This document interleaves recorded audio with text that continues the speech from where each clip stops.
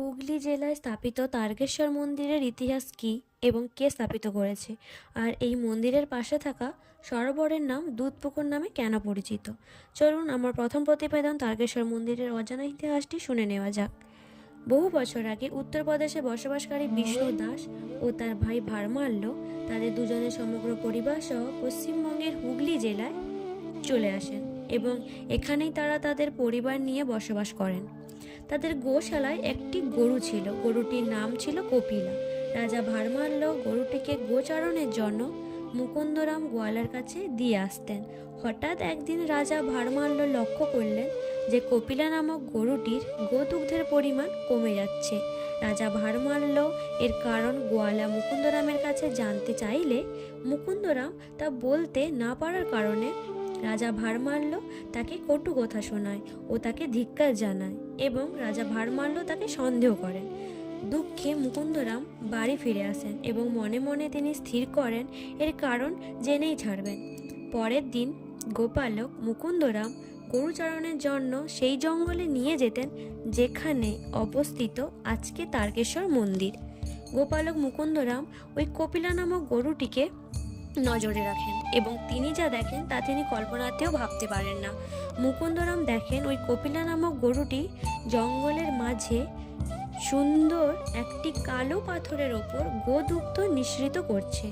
এই পুরো ঘটনাটি মুকুন্দরাম রাজা ভারমাল্যকে জানালে রাজা ভারমাল্য বিশ্বাস করেন না এবং তিনি নিজেই তা দেখতে জঙ্গলে যান। রাজা ভারমাল্য স্বচক্ষে পুরো ঘটনাটি দেখেন এবং তিনি সিদ্ধান্ত নেন যে ওই কালো পাথরটি তিনি তার প্রাসাদে নিয়ে আসবেন। পরের দিন এই কাজে রাজা ভারমাল্য কিছু কর্মচারী নিযুক্ত করেন এবং কর্মচারীরা দেখেন যে ওই কালো পাথর বরাবর মাটির অনেক গভীর পর্যন্ত খোঁড়ার পরও পাথরটির কোনো অন্তিম দেখতে পান না। তৎক্ষণাৎ তারা বিষয়টি রাজা ভারমাল্যকে জানায়।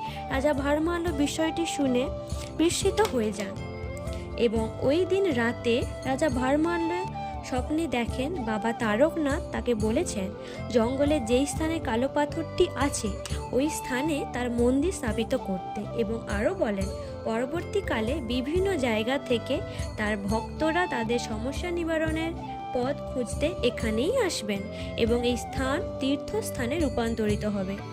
রাজা ভারমাল্য স্বপ্নদেশে অনুযায়ী ওই জায়গায় মন্দির নির্মাণ করলেন। 1729 সালে মল্ল রাজারা মন্দিরটি সংস্কার করে আটচালা মন্দির নির্মাণ করেন, যা বর্তমান দাঁড়িয়ে আমরা সবাই দেখতে পাই। এই মন্দিরের পাশে থাকা সরোবরটি দুধপুকুর নামে পরিচিত, কারণ বাবা তারকনাথের মাথায় ঢালা দুধ সুড়ঙ্গ পথ দিয়ে এসে এই পুকুরে পড়তো, তাই জলের রং সবসময় সাদা থাকতো বলে এই পুকুরের নাম দুধপুকুর বলা হয়।